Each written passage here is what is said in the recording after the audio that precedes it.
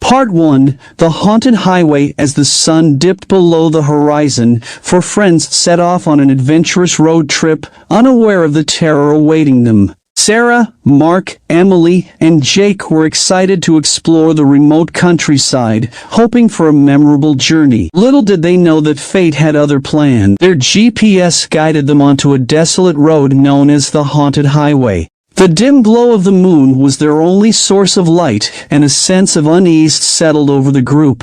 The forest seemed to whisper hauntingly as they drove deeper into the darkness. Part 2. The mysterious hitchhiker. Midnight was approaching when they spotted a figure at the roadside. A hitchhiker clad in tattered clothes and a pale expression held out a trembling hand. Against their instincts, the friends decided to offer a ride, hoping to offer help to the weary stranger. The hitchhiker barely spoke, but a chilling aura enveloped the car. Suddenly, the radio crackled to life, emitting eerie static that made their skin crawl. Hitchhiker's face contorted, revealing a sinister grin before vanishing into thin air, leaving behind an unsettling chill in the car. Part 3. The Haunted Inn. As they drove on, exhausted and bewildered, they stumbled upon an old inn, seemingly from another era. The sign read The Whispering Hollow Inn, and despite their reservations, the group decided to seek refuge for the night. Inside, the innkeeper was a peculiar woman with hollow eyes. She warned them about the curse that plagued the inn, recounting spine-chilling tales of guests who disappeared without a trace.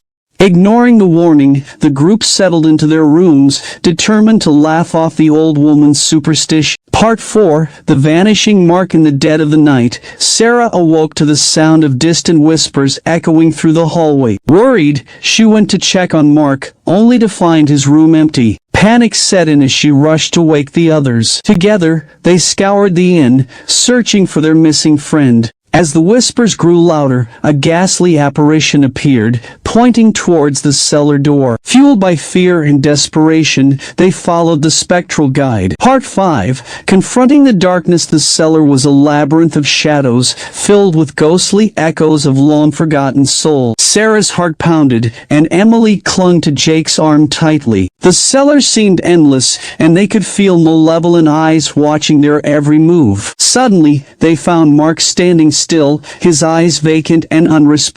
The whispers intensified, and an ethereal presence manifested before them. It was the ghost of the innkeeper's son, seeking revenge for a tragic past. The group was trapped in the haunting loop of the inn's dark history. Part 6. A desperate escape. Determined to break free, they raced through the winding halls, pursued by vengeful spirits. The inn's walls seemed to shift, leading them in circles, but they refused to surrender to the malevolent. With a burst of courage, Sarah shattered an ancient mirror hanging on the wall. The spirits let out a blood-curdling scream, and the curse shattered with the mirror. The inn trembled as if relieved from a heavy burden. Part 7. Back to the light. Exhausted and terrified, the group emerged from the inn as dawn broke. They vowed never to speak of their ordeal, but remained forever bonded by the horrors they faced on that nightmarish road trip. Nightmare on Wheels had left an indelible mark on their souls, reminding them that some roads should remain untraveled,